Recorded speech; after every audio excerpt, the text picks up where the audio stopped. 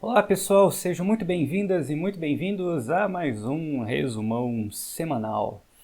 Essa semana a gente só teve uma aula, né, que foi hoje, nessa quinta-feira, né?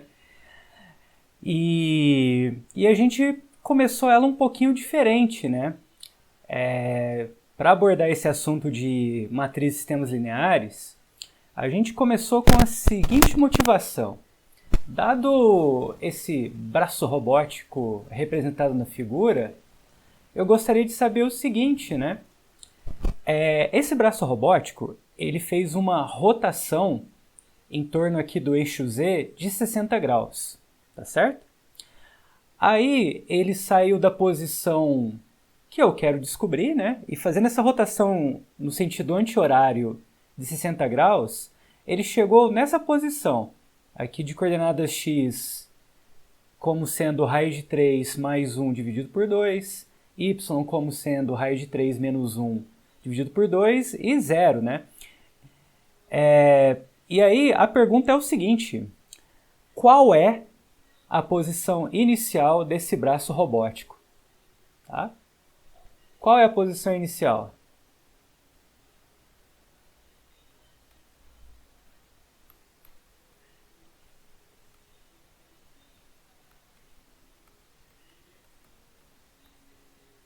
Bom, o que dá para a gente já afirmar com certeza é o seguinte, que a terceira coordenada com certeza será zero.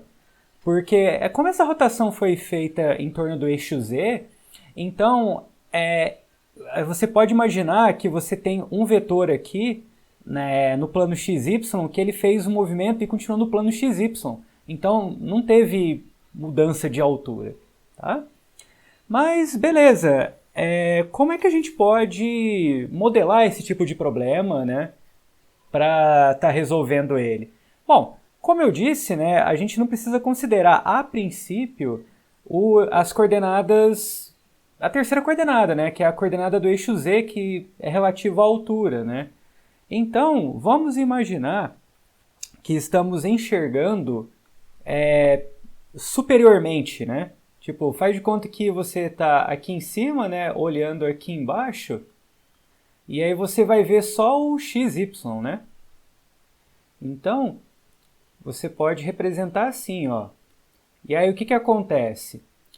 Que aí você tem a sua posição inicial, e aí você fez um giro, né?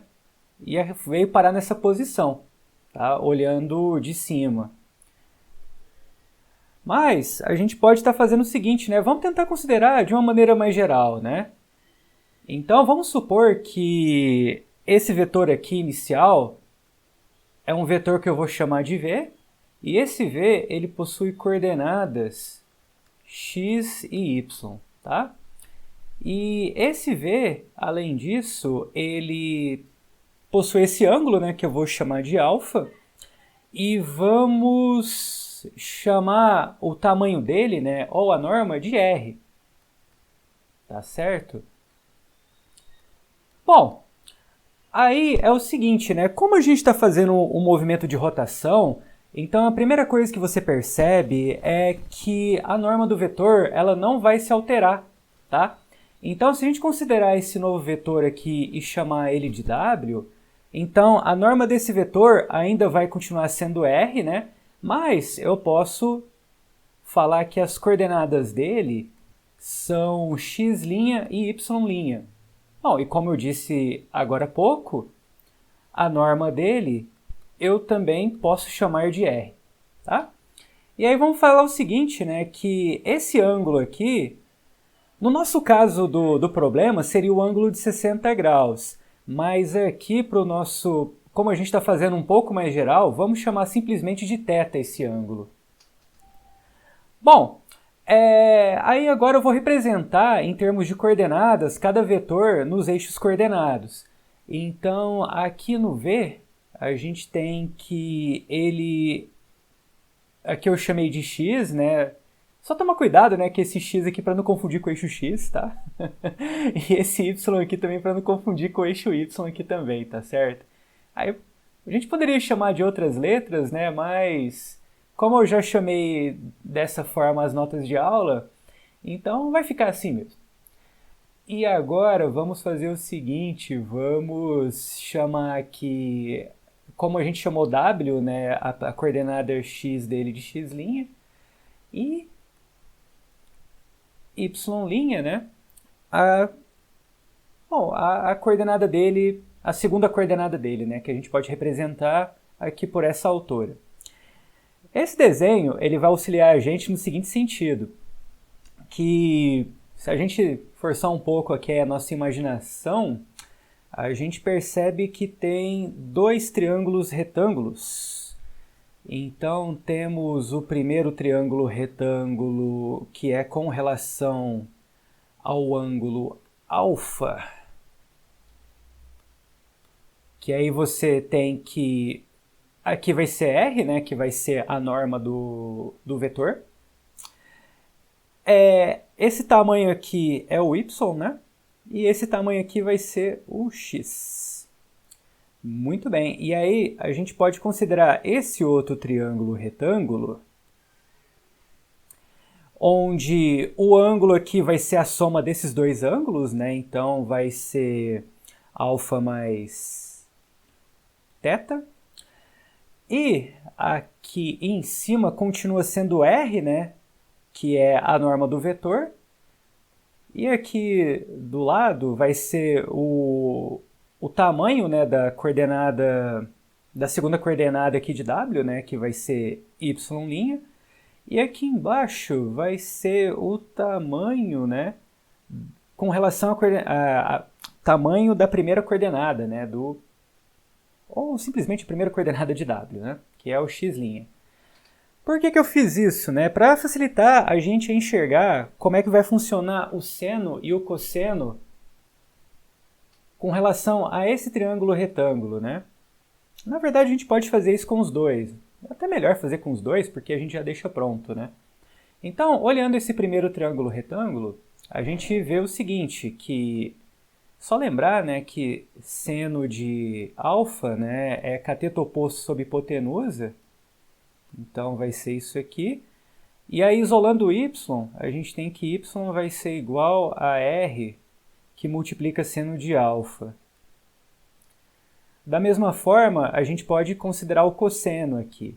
Então temos que o cosseno de alfa ele vai ser igual ao cateto adjacente, né, que aqui é o x, dividido por r, né, que vai ser a nossa hipotenusa. Então aqui temos que vai ser x igual a r, que multiplica cosseno de alfa. Maravilha! Bom, vamos fazer a mesma coisa, só que agora considerando esse outro triângulo retângulo, né, onde o ângulo da vez aqui vai ser alfa mais θ. Então aqui a gente vai ter o seguinte, que seno de alfa mais θ vai ser igual a cateto oposto, né, dividido pela hipotenusa. Então dessa forma a gente tem que y' vai ser igual a r seno de alfa mais θ.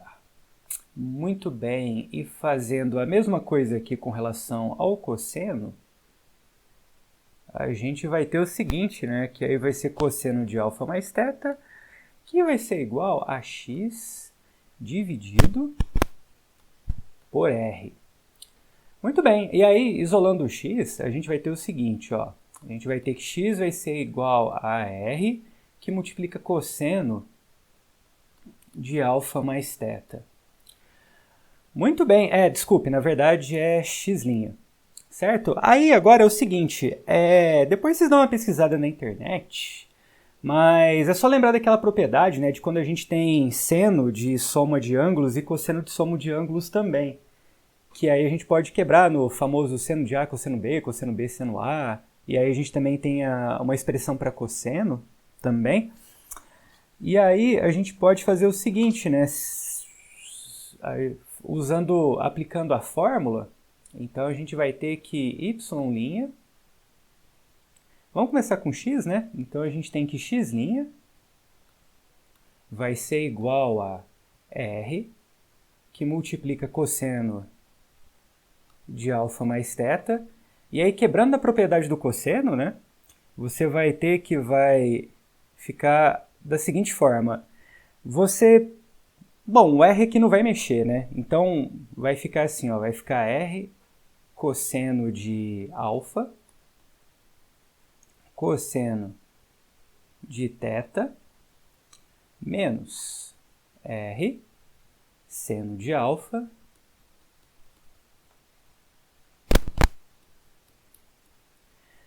seno de θ. Muito bem, e aí a gente faz a mesma coisa para o y'. Então, y' vai ser igual a R seno de alfa mais θ, que vai ser R, que multiplica seno de alfa cosseno de θ mais R cosseno de alfa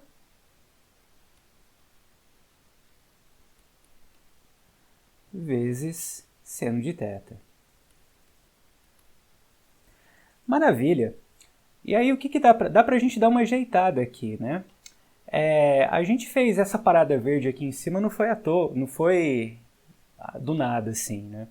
Porque olha só, se você reparar bem, a gente consegue tá isolando isso daqui, isso daqui, isso daqui e isso daqui, tá? Então aqui a gente vê que isso representa o x, aqui representa o y, aqui representa o y e aqui o x. Então a gente pode estar reescrevendo, né, o nosso x' como sendo x que multiplica cosseno de θ menos y que multiplica seno de θ. E aqui a gente tem o seguinte, né, que y' vai ser igual a y que multiplica cosseno de θ mais x que multiplica seno de θ. Muito bem. Bom, agora a gente vai fazer o seguinte. A gente pode considerar a forma matricial desse sistema, porque se você observar bem, isso aqui se trata de um sistema linear, diga-se de passagem. Tá certo que depende do tipo de ângulo que você escolhe, né? Que no nosso caso, o ângulo em questão vai ser o ângulo de 60 graus, né? Ou se você preferir expressar ele em radiano, é π sobre 3. Aí, aqui a gente pode fazer o seguinte, representando esse sistema de maneira matricial, você pode estar colocando uma matriz coluna, onde as coordenadas vão ser x' e y'. Você pode igualar isso a uma matriz quadrada, que já a gente entende melhor por que ela tem essa forma. Tá? Cosseno e seno. E aqui a gente coloca essa outra matriz coluna. Aí é o seguinte, gente. Bom, aí vocês depois dão uma olhada, para quem não se lembra, como funciona a multiplicação de matriz. Tá? Porque se você reparar bem, já que isso aqui é um resumão, né, não dá para entrar muito em detalhes, mas eu fiz os detalhes na sala de aula. Se você pegar e fazer essa multiplicação, você volta nisso daqui. Tá? Linha vezes coluna, vai ter essa primeira linha, linha vezes coluna, vai ter a segunda linha, né? E aí o que é interessante dessa notação de matriz? Que você pode escrever, né, o seu vetor W como sendo essa matriz coluna. E o seu vetor V, ele vai ser representado como essa matriz coluna. Tá? E essa matriz aqui é o que a gente chama de matriz de rotação, que ela que vai fazer a rotação do matriz de rotação. Que ela, né, porque a partir do momento que você multiplica essa matriz por essa matriz coluna, que é o nosso vetor V, você vai produzir uma rotação sob esse ângulo θ aqui em questão.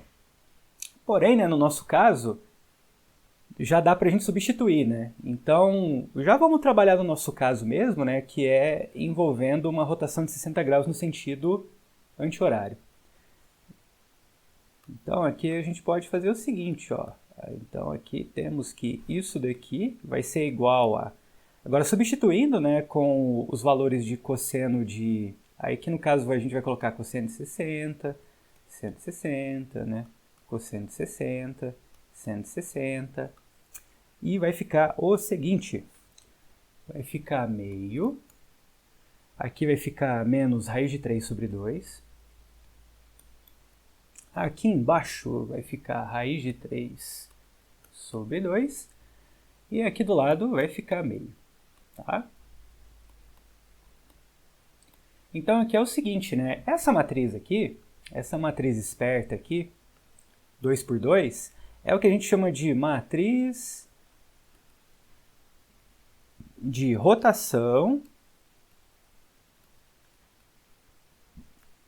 com relação ao ângulo de 60 graus. Então, com relação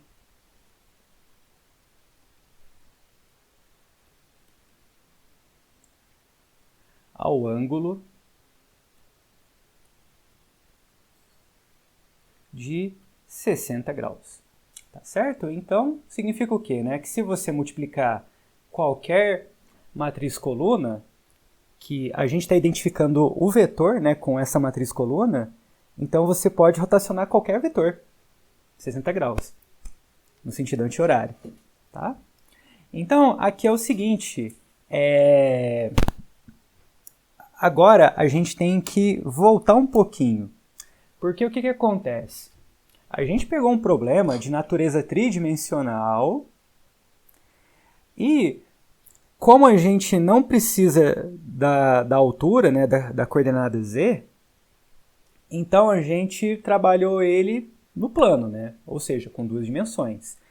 Então agora a gente precisa dar um jeito de voltar esse tipo de estrutura, né, esse tipo de matriz para algo que seja tridimensional, né, porque, aliás, o nosso vetor lá no início do nosso problema, ele possui 3 coordenadas. Então eu preciso... Então a ideia seria o quê, né? A gente identificar esse vetor em 3 coordenadas como vetor coluna, né? Então vai ser um vetor que tem 3 linhas e uma coluna, certo? E aí a gente vai precisar de uma matriz um pouco maior para fazer essa multiplicação e fazer a rotação, né, desse vetor. Que na verdade é fazer a rotação do vetor que a gente quer descobrir, né? Porque isso aqui é o produto da rotação. Então aqui é o seguinte, a gente precisa dar um jeito de completar essa matriz, né? Porque o que acontece? O nosso vetor lá, a gente pode identificar ele como esse vetor coluna, onde a primeira entrada aqui é raiz de 3 mais 1 dividido por 2. A segunda entrada aqui é raiz de 3 menos 1 dividido por 2.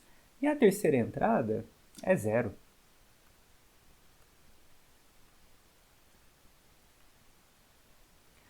Aí o lance é o seguinte, para fazer sentido eu ter uma matriz que multiplica algo que tem 3 entradas, eu vou precisar de uma matriz 3 por 3, ou seja, 3 linhas que tenha 3 linhas e 3 colunas, então vai ter 9 entradas, tá? Porque aqui em cima a gente chama uma matriz 2 por 2. Então, e eu quero descobrir o que é esse vetor, porque, aliás, a natureza do nosso problema é essa, né? Eu rotacionei a posição inicial e obtive isso aqui como sendo a sua posição final. Então, seria interessante algo que só mudasse as coordenadas x e y. Então, para isso, a gente pode usar o seguinte truque. A gente pode colocar, repetir a nossa matriz de rotação nesse primeiro bloco.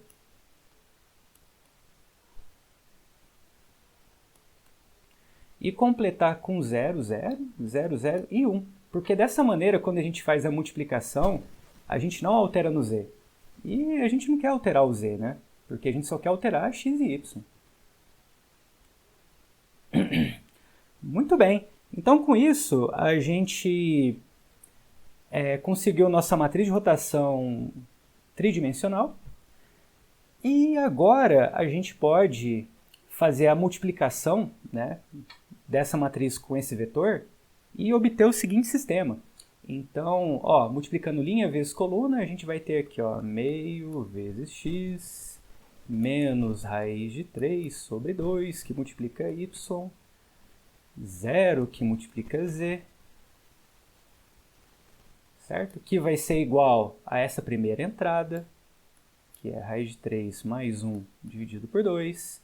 Agora, pegando a segunda linha, multiplicando aqui pela primeira coluna, a gente vai ter raiz de 3 sobre 2, que multiplica x, mais meio, que multiplica y, mais 0, que multiplica z, que é igual à segunda entrada, que é raiz de 3 menos 1 dividido por 2.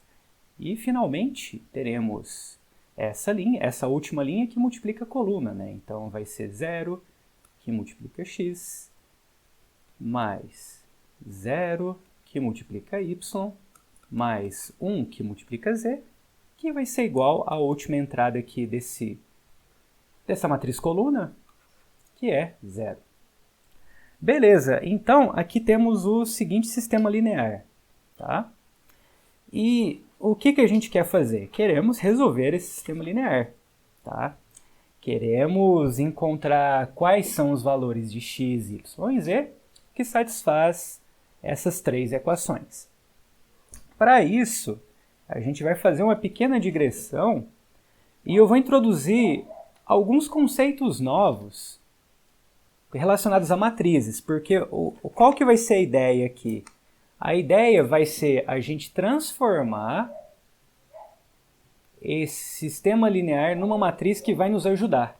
Então, a gente vai transformar esse negócio aqui numa matriz que vai nos facilitar muito a encontrar os valores de x, y e z aqui. Bom, então, para isso, a gente vai fazer o seguinte, eu vou estar introduzindo algumas operações envolvendo linhas de matrizes. Então, a primeira operação vai ser o seguinte, vai ser a permuta envolvendo a iésima e jésmas linhas. Então, eu vou fazer o seguinte, para a gente ganhar um pouco de tempo, deixa só eu copiar o título, né, de cada uma delas e o exemplo, e o respectivo exemplo. Então, aqui é o seguinte, que vai ser mais rápido do que eu ficar escrevendo isso aí. Então, aqui é o seguinte, gente, ó.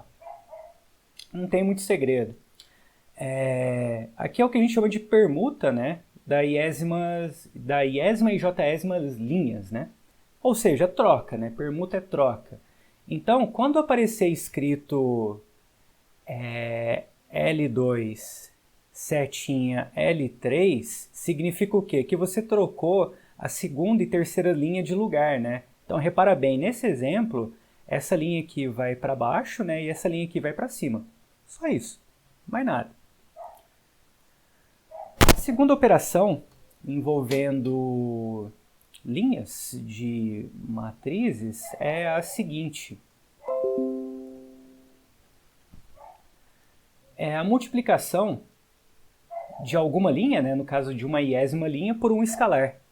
Então, quando aparecer isso, aí você vai escrever o seguinte aqui no meio, né? Você vai escrever que, aqui no nosso exemplo em questão, o que aconteceu? A linha 2 foi transformada em menos 3 vezes linha 2. Então, se você reparar bem, a única coisa que mudou dessa matriz com relação a essa outra é que a segunda linha você multiplicou por menos 3. Então, aqui o 4 virou menos 12 e o menos 1 virou 3. Tá? Só isso também. sem segredo. E finalmente, a última operação envolvendo linhas que vamos introduzir vai ser essa daqui.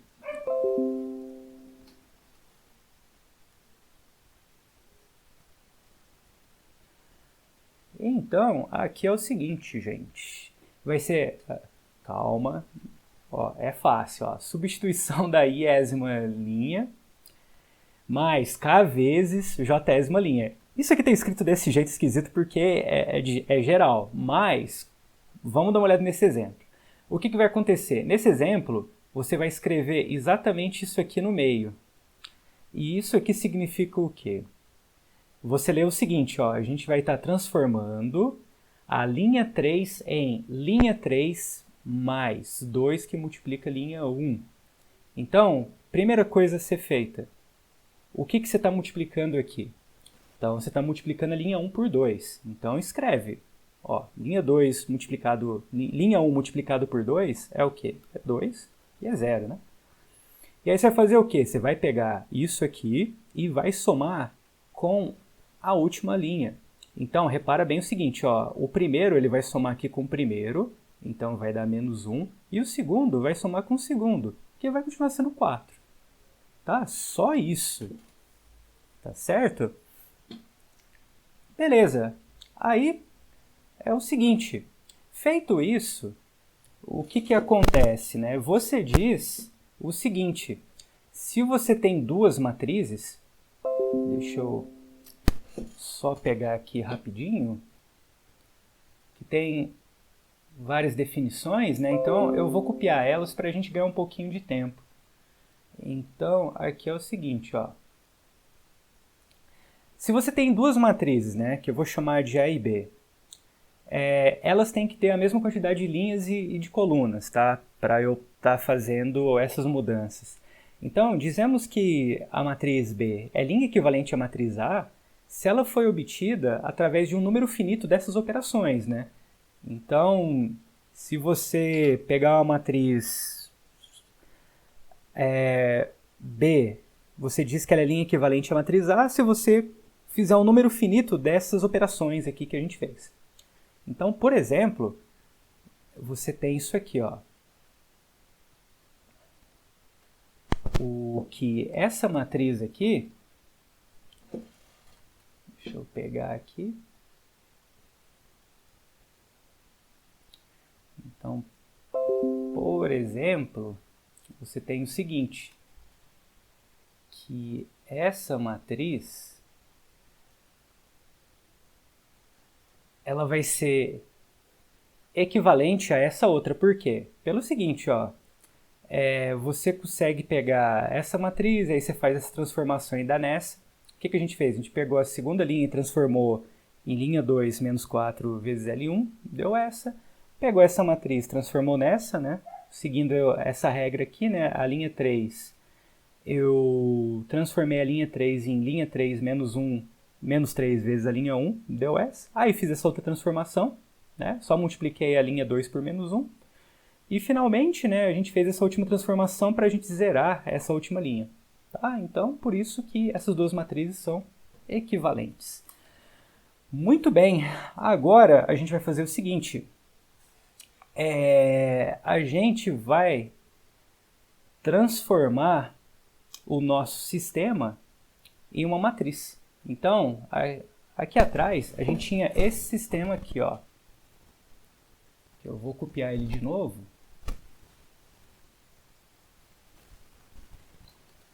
Mandar ele aqui para baixo. Aí eu posso transformar esse sistema nessa matriz aqui, ó.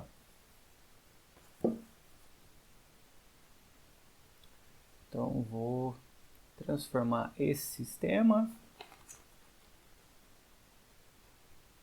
Então, aqui que eu vou fazer, né? Eu vou colocar meio aqui, vou colocar os valores que acompanham as letras, né, na matriz, né? Então vai ficar aqui meio menos raiz de 3 sobre 2, 0, raiz de 3 mais 1 dividido por 2. Aí aqui embaixo a gente coloca raiz de 3 dividido por 2, meio, 0. A raiz de 3 menos 1 dividido por 2. E aqui embaixo, né, a gente coloca 0, 0, 1 e 0. Tá? Essa matriz é o que a gente chama de matriz ampliada do sistema. Tá? Então, essa matriz aqui é o que a gente chama de matriz ampliada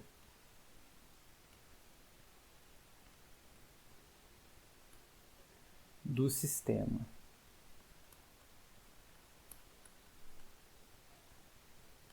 Certo? Muito bem. Aí, por que é interessante a gente considerar essa matriz? Por causa do seguinte teorema, que esse teorema aqui a gente só vai enunciar, né? Porque a demonstração dele é um pouquinho trabalhosa e não é o foco desse curso a gente ver os detalhes dessa demonstração. Então aqui o teorema diz o seguinte, ó. Deixa eu copiar ele para cá, né? Que dois sistemas que possuem matrizes ampliadas equivalentes são equivalentes, né? Melhor dizendo, se você pegar um sistema e transformar numa matriz, né? Igual é nesse caso que aconteceu aqui. A gente pegou um sistema e transformou numa matriz. E obter uma matriz equivalente a essa, e depois fizer o sistema, então as soluções do sistema de lá vão ser as mesmas soluções desse daqui. Então isso é uma ferramenta que ela serve e muito assim para simplificar nossas contas, né? E aí, gente, isso daqui eu acabei não falando em sala de aula, mas só vou dar uma pincelada aqui bem por cima, né? Que é um método para auxiliar a gente, né? A obter matrizes equivalentes que vão facilitar a nossa vida, né? Que é deixar nessa forma aqui linha reduzida à escada, né? Que é basicamente você gerar uma matriz equivalente, né? Que forma uma escadinhas de zeros aqui, tá? Então basicamente é isso, tá? E aí essas regras meio que garantem isso, né? Que formam uma escadinha de zeros, né? E você não e deixa ela de certa maneira mais simples possível, tá? Então alguns exemplos, né, de matrizes assim são essas aqui, ó. Deixa eu copiar aqui. E aí a gente, através do exemplo, a gente discute cada uma, né, rapidinho. E aí a gente vê, só para ter uma ideia. Então, deixa eu diminuir aqui um pouquinho. E aí eu coloco do lado. Então, os zeros aqui ficaram meio pequenos, né? Mas aí não tem problema que eu apago eles. E aí vamos dar uma olhada aqui nesses exemplos. Bom, aqui é o seguinte, ó. Então, esse primeiro aqui, ele não é forma escada porque a segunda condição não é satisfeita. A segunda condição diz o quê? Ó? Que cada coluna que contém o primeiro elemento não nulo de alguma linha tem todos os seus elementos iguais a zero. Então, cada coluna que contém o primeiro elemento não nulo, então cada coluna, então vamos lá, ó, cada coluna, então essa coluna aqui contém o primeiro elemento não nulo dessa daqui. Então, os outros são zero. Essa coluna aqui contém o primeiro elemento não nulo dessa e o resto é zero. E essa coluna aqui contém o primeiro elemento não nulo, só que aí o resto não é zero, né? Porque você tem esse outro cara aqui em cima. Beleza. Bom, então vamos dar uma olhada aqui nesse segundo exemplo, né? Aqui fala que não satisfaz, né, nem a primeira e nem a quarta condição, né? A primeira condição diz o seguinte, né, que o primeiro elemento não nulo de uma linha não nula é 1, né? Então eu já vejo aqui que o primeiro elemento não nulo da primeira linha é 2. Então eu já falei aí. E a quarta condição, porque a quarta condição está escrita de um jeito muito doido, mas imagina que a quarta condição ela forma a escada. Eu vou traduzir para vocês o que significa. Ó, significa o seguinte, você vai olhar o primeiro elemento não nulo da primeira linha, tá? Beleza, é o 2. certo? Aí, então ele está na coluna 2. Então o que ele diz? Ele diz que o próximo elemento não nulo da próxima linha tem que estar à direita, certo? Por isso que tem esses menores aqui. Só que não é o que ocorre aqui, né? O primeiro elemento não nulo da próxima linha está à esquerda. Aí você não forma a escadinha, tá? Aí você tem esse daqui que não satisfaz nem a primeira nem a terceira condições, né? Que esse daqui, o primeiro elemento não nulo, não é 1, né? E a terceira condição é porque você não pode ter linhas nulas, né? Entre coisas não nulas, né? As linhas nulas têm que estar abaixo. E aí eu formo escadinha essa daqui, ó. Forma uma escadinha de zeros, né? De um jeito bem simples, né? Que dessa forma facilita a fazer as continhas, tá? Muito bem, então voltando aí para o nosso problema, então a gente vai fazer o seguinte, né? A gente vai voltar lá para a nossa matriz. Deixa eu resgatar ela lá em cima, que é essa daqui.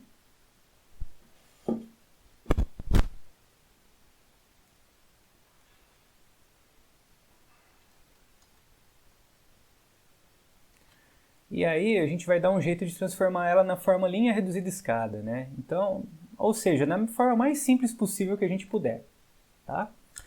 Bom, a maneira mais simples de você fazer isso é o seguinte. Uma técnica legal é você transformar esse elemento aqui em 1, né?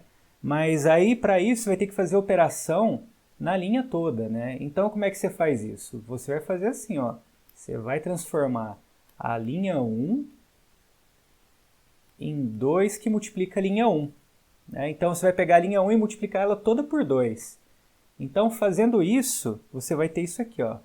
Então vou ser esperto, né? Eu já vou pegar isso aqui para facilitar a nossa vida, né? E aí eu só vou apagar aqui, ó. Beleza. Aí o que vai acontecer, né? Então aqui vai ficar 2. Aqui vai ficar menos raiz de 3, né? Aqui continua 0.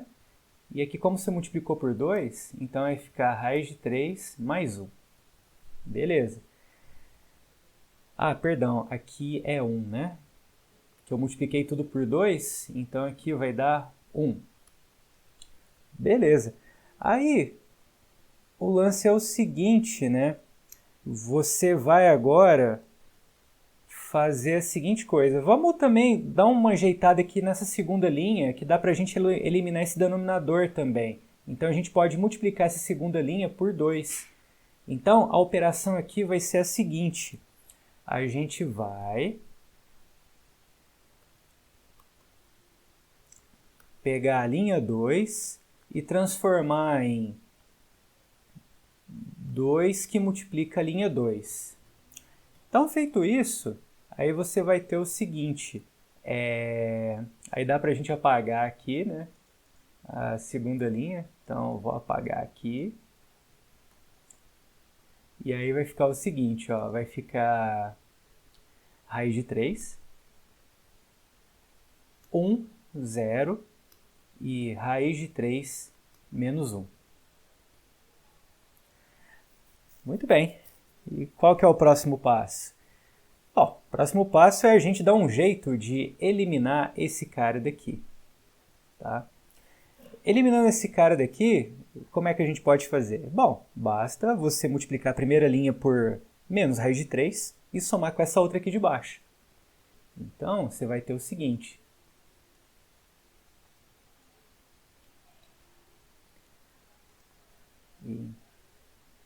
Então, ó, a transformação vai ser essa daqui. Eu vou pegar a linha... Eu quero transformar a linha 2, né? Então, a linha 2 ela vai ser transformada em linha 2 menos raiz de 3, que multiplica a linha 1, tá? E aí, o que vai acontecer, né? Aqui vai acontecer o seguinte, gente, ó. Eu vou apagar aqui a linha que a gente vai transformar, tá? porque o resto não vai se alterar. O zero aqui também não vai mexer, né? E aí vamos fazer o seguinte, quando a gente multiplica a linha 1 por raiz de 3, por menos raiz de 3 dá quanto? Ó, vai dar aqui, ó, menos raiz de 3. Menos raiz de 3 com menos raiz de 3 dá 3, né? Então dá 3 positivo. Aqui dá 0. E menos raiz de 3 que multiplica isso daqui vai dar menos 3 menos raiz de 3, tá? E aí eu somo com essa segunda linha aqui. Então, somando com essa segunda linha, vai dar quanto? Vai dar, isso aqui somado com isso dá 0. Isso aqui somado com isso dá 4. Isso aqui não vai fazer diferença. Isso daqui somado com isso dá menos 4. Certo? Beleza. O que mais dá pra gente fazer? Dá pra gente melhorar essa segunda linha. Como? Dá pra gente multiplicar por 1/4 a segunda linha. Então, a transformação aqui da vez é o seguinte. A segunda linha será transformada em 1/4, que multiplica a segunda linha. Então, aí aqui vai ser o seguinte, ó. Então, com isso, a gente vai ter que aqui a gente apaga, né? Então, vai ficar 1 menos 1, tá? E dá pra gente melhorar a primeira linha, né? Como? Dá pra você multiplicar, se você reparar bem, aqui você tem 1 e 1 menos 1 aqui. Então, se você multiplicar essa linha aqui por raiz de 3 e somar com a primeira, você elimina os raiz de 3 tudo ali. Então, a transformação aqui da vez vai ser a seguinte. A gente vai pegar a linha 1 irá ser transformada em raiz de 3, que multiplica linha 2 mais linha 1. E aí,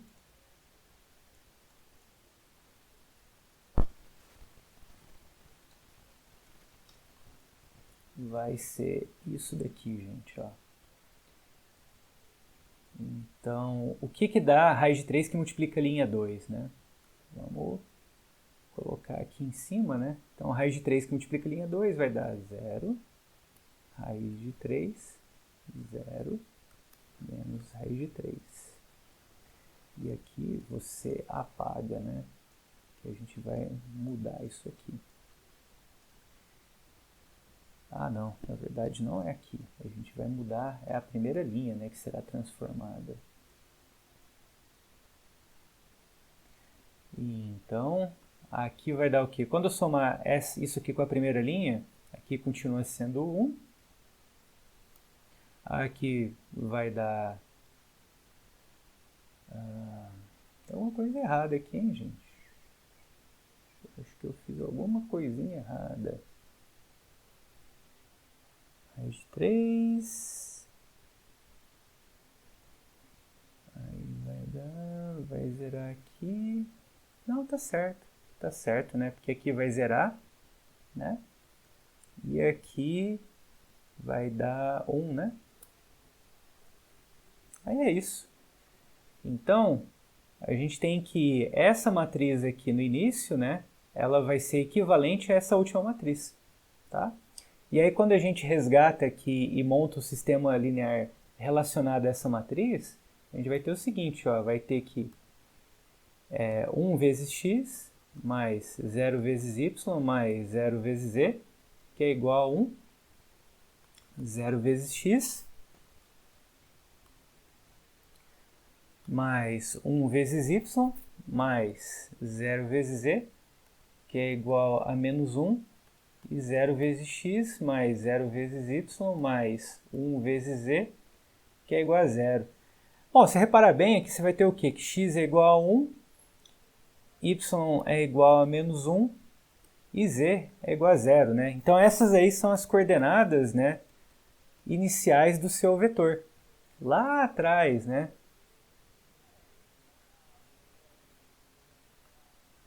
Então aqui vai ser o quê? 1 e menos 1. Tá? E aí quando você faz a multiplicação da matriz de rotação, você obtém isso aqui como produto.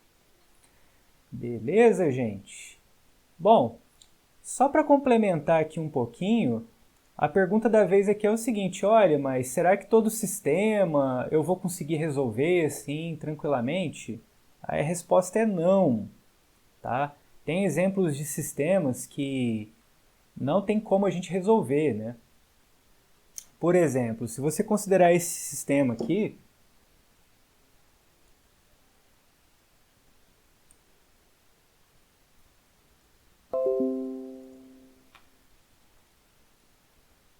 ó, aqui a gente tem um sistema que tem mais variáveis do que linhas, né? A gente tem 4 variáveis, né? 4 incógnitas e 2 linhas. Então o que acontece? Mesmo se você associar aqui e deixar a forma reduzida escada, você vai ter que atribuir valores, né? Então o que vai acontecer? Dependendo dos valores que você atribui, por exemplo, para C e para D, você vai ter valores diferentes para A e para B, que é o que acontece aqui, ó. Se eu atribuir o valor para C e D igual a 0, então é como se eu estivesse zerando isso aqui tudo, né? Então 0 é 0, aí eu vou ter x igual a 0, x igual a 0 e y, desculpa, a igual a 0 e b igual a 0, né? Se caso eu zerar isso aqui tudo. Aí depois eu tenho que dar uma alterada aqui nas notas, né? Mas dá 0. E se caso eu colocar os valores c e d igual a 1, então quando você subtrair aqui vai dar 4, né? Passa para lá, fica menos 4, então a fica igual a 4. E quando você botar 1 e 1 aqui, né? Vai dar menos 2 mais 1, que vai dar menos 1, passa para o outro lado, dá 1 e o b vai dar 1. Então para cada valor de c e d diferente que você escolhe, né? Você vai ter novas soluções. Então, esse tipo de sistema, né, onde tem mais variáveis do que linhas, né, a gente chama de sistema possível e indeterminado. Tá? E o sistema que a gente conseguiu resolver, né, a gente chama de sistema possível. A gente chama de sistema possível, na verdade. Tá? Por exemplo, né, se você tem essa equação aqui, tá? Vou copiar aqui rapidinho, aí qualquer coisa é só vocês pausar aí e fazer as contas, né, verificar direitinho. Mas ó, se você pegar esse sistema, ele é bem semelhante ao que a gente fez, né, que aí você transforma ele na matriz ampliada, aí você vai fazendo as operações envolvendo linhas, né, vai partir desse cara e chegar aqui. E aí nessa, né, quando chega nesse ponto, você já sabe, né, que o z vai ser igual a esse cara, o y vai ser igual a esse cara e o x vai ser igual a esse cara. Então, para esse tipo de sistema, né, que é bem, tipo, que possui um comportamento semelhante, né, ao sistema que a gente usou aqui para resolver, né, a gente chama ele de sistema possível e determinado.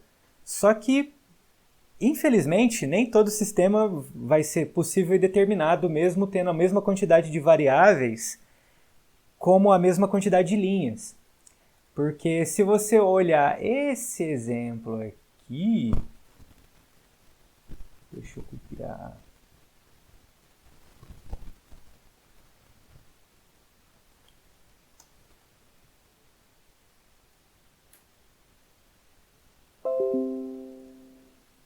Se você olhar esse último exemplo aqui, ó, a gente tem esse sistema. Aí a matriz ampliada relacionada a esse sistema é essa. E aí quando você for resolver esse negócio, você pode cair nessa situação aqui, ó.